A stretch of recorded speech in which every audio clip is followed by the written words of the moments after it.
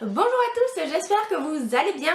On se retrouve pour un update lecture. J'ai 4 livres à vous présenter pour une fois. Je trouve que c'est une quantité plutôt raisonnable, donc on y va. Le premier livre dont je vais vous parler, c'est Dark Romance de Penelope Douglas. Je vous en ai déjà un petit peu parlé dans une ou deux vidéos. Enfin, voici mon avis. Dark Romance, c'est l'histoire de Erika, une jeune femme qui a 19 ans, qui a toujours été amoureuse de Michael, qui est le frère de son ami d'enfance. Ils sont tous les deux issus de familles très aisées.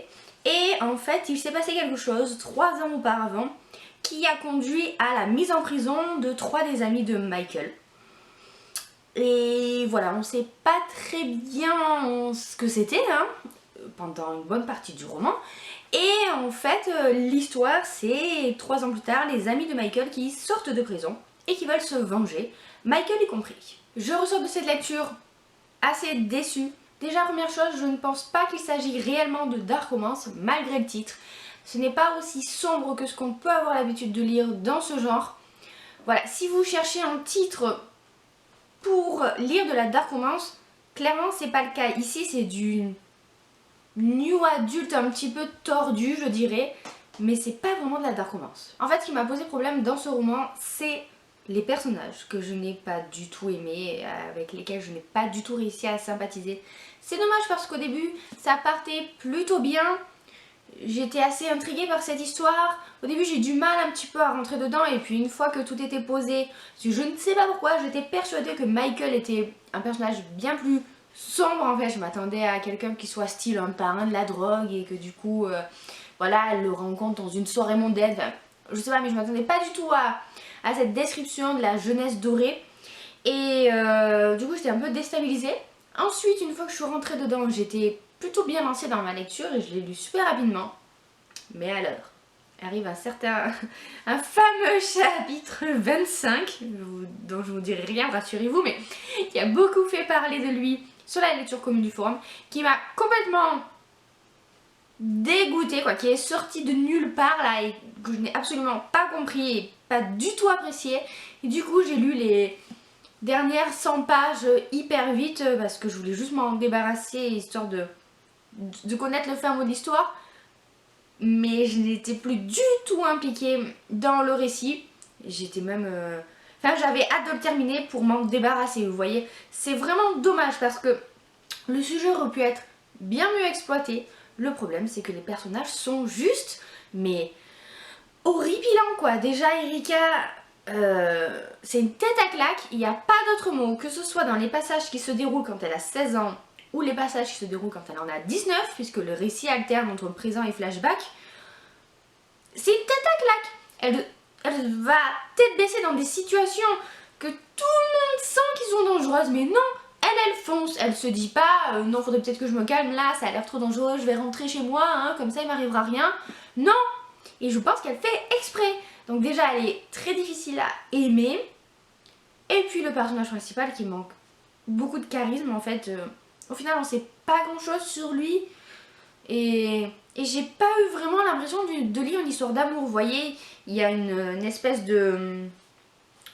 d'obsession pour la vengeance de la part de Michael, mais au final, j'avais l'impression de lire de la part de Rika un béguin de jeunesse, vous voyez, et de la part de Michael juste, comment dire, une pulsion plutôt physique qu'autre chose. Quant aux amis, ils font vraiment flipper. C'est une ambiance assez malsaine, d'où je pense peut-être le raccrochement à la Dark Romance, et encore. En fait, dès qu'ils apparaissaient tous ensemble, ça me foutait les boules, quoi, parce que j'avais très peur d'une attaque ou de je ne sais quoi, là. Enfin, en tout cas, que la situation, voilà, change complètement à cause d'un geste malheureux ou ce que vous voulez. Et après, quand on nous explique un petit peu leur passé, leur intention réelle et tout ça, leur justification, ben c'est trop tard, quoi. Et surtout, c'est trop superficiel. Ce qui fait que, au final, on n'adhère à aucun personnage. Pour moi, l'histoire d'amour était complètement superficielle, s'il y en avait vraiment une. Et du coup, pour toutes ces raisons, et encore pas mal parce qu'effectivement, la description en fait de tout ce que ces personnages se permettent de faire parce qu'ils sont riches et donc intouchables, c'est énervant, ça nous frustre. À la limite, ça aurait pu passer s'il y avait eu une meilleure explication derrière. Mais pour moi, ça n'a pas suffi. Et du coup, je ressors de cette lecture plutôt déçue. Et ce qui est très étrange, c'est que soit on la déteste, soit on l'adore. J'irai pas jusqu'à dire que j'ai détesté, même si j'ai détesté ce fameux chapitre 65. Mais voilà, j'ai vraiment pas aimé plus que ça. À la suite de ça, il me fallait une lecture un peu plus détente et j'ai lu Gaoupé de Fanny André qui est le tome 1 de Bound Seed, une série d'urban fantasy publiée chez MXM Bookmark dans leur collection romance. Et c'était plutôt mignon. Clairement, c'est l'histoire en fait d'une banshee qui s'appelle Bane qui a pour but de punir les hommes qui sont coupables de quoi que ce soit, de venger les femmes en fait, c'est un esprit assez féministe vous voyez, et le problème c'est qu'elle outrepasse ses fonctions et qu'elle va se retrouver punie à travailler avec un autre, comment on dit, un acolyte quoi, vous voyez, j'ai perdu le mot, quand ils sont en binôme, vous voyez ce que je veux dire? Elle va donc devoir se retrouver avec Dorian qui est un incube et tous les deux vont devoir mener une enquête auprès de peuples celtiques plutôt mignons faisant partie de la mythologie en fait. On a d'un côté les Leprechauns et d'un côté les Brownies et on a un peuple du milieu aussi mais je ne me rappelle plus comment il s'appelle. Bref, tout se joue sur fond de mythologie celtique.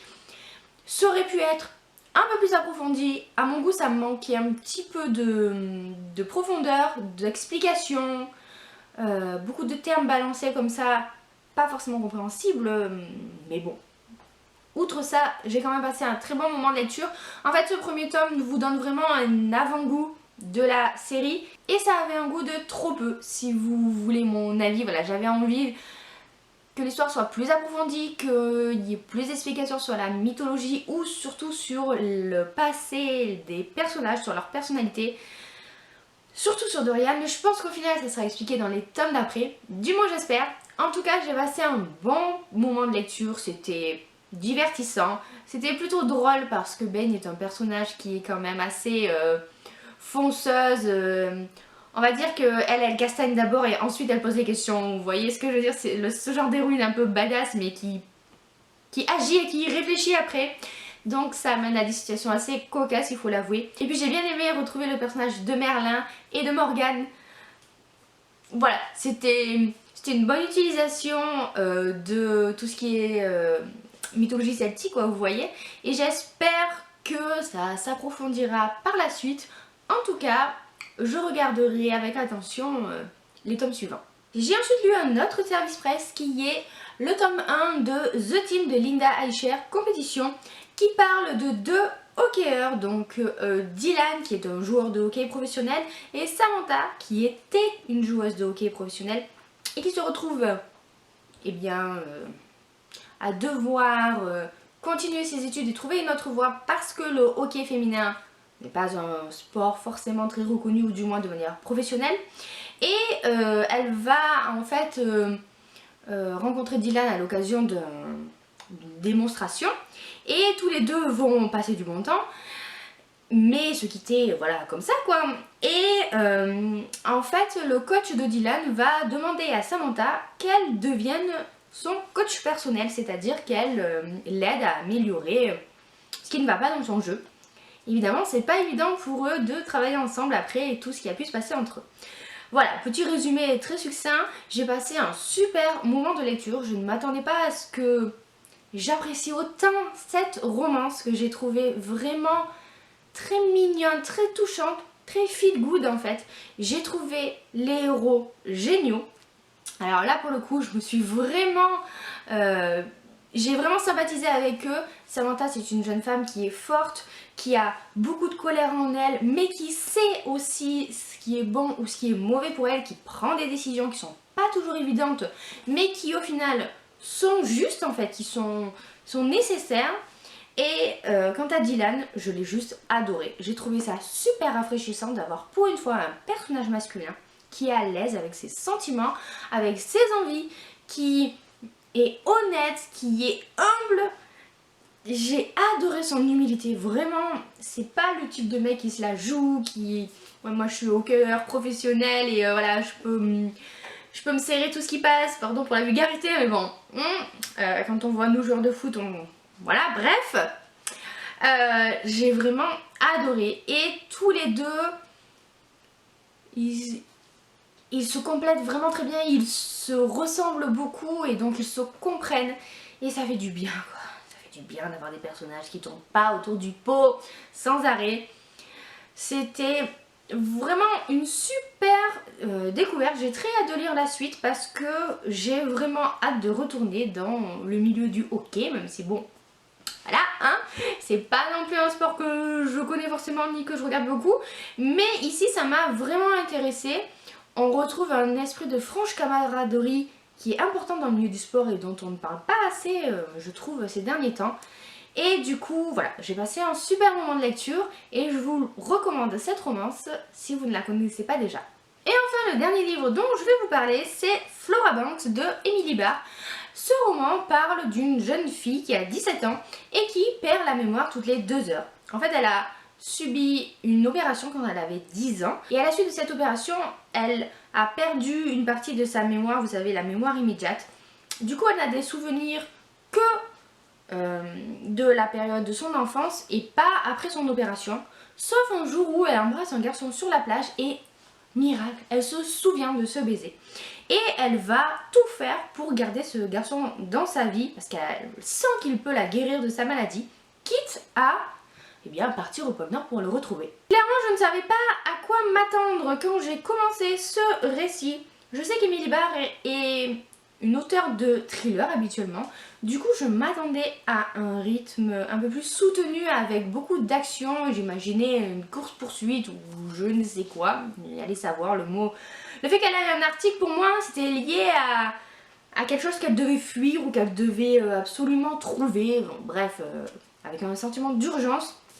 Au final on n'est pas du tout là-dedans, on est dans un young adulte très contemporain, très psychologique. J'ai bien aimé, j'ai eu un petit peu de mal au milieu du récit parce que je trouvais qu'il y avait quelques longueurs. Évidemment, Flora perd la mémoire toutes les 2 heures, donc comme c'est Flora qui raconte à la première personne, quand elle est perdue, on est perdu. Quand elle se remémore tous ses souvenirs, enfin, elle se remémore pas ses souvenirs, elle lit ce qu'elle s'écrit sur les bras ou dans son cahier pour, voilà, se raconter à elle-même ce qui s'est passé juste avant. Donc à chaque fois on relit avec elle et ça a un petit côté à la fois intéressant parce qu'on la voit réagir à chaque fois différemment ou en tout cas ça avance de manière différente, mais en même temps c'est assez répétitif. Vous voyez, c'est un point positif et négatif à la fois, ce qui est quand même original dans ce récit, mais voilà, ça peut ne pas plaire à tout le monde ce côté-ci. Après je trouve que l'auteur a très bien mené son histoire. Au final on s'attache à Flora, on a envie de savoir comment est-ce qu'elle va se débrouiller quand on la voit prendre l'avion pour aller en Arctique, mais je me disais mais comment elle va s'en sortir? Et cette fin qui est juste pleine d'espoir et en même temps qui a été déchirante, en fait quand il arrive du mal à Flora, enfin en tout cas quand elle a des problèmes, on s'ouvre avec elle et c'est là que je me suis rendu compte à la fin du récit que oui, j'avais beaucoup aimé Flora. Au début elle m'énervait un petit peu, je la trouvais très enfantine. Et puis en fait elle a énormément de courage, cette gamine qui ne sait même pas où elle est, qui elle est et qui pourtant a un but et s'y tient. Tout ça parce qu'elle se l'est écrit sur le bras. Enfin, je trouve ça très, très joli comme message d'espoir et c'était quand même un récit assez original. Voilà, je ressors de ma lecture contente de l'avoir lu avec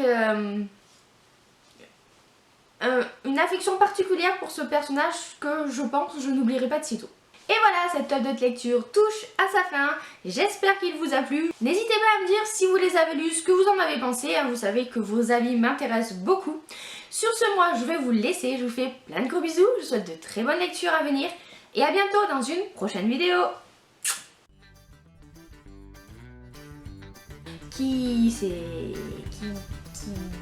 Et puis j'ai bien aimé retrouver le personnage de Morlin.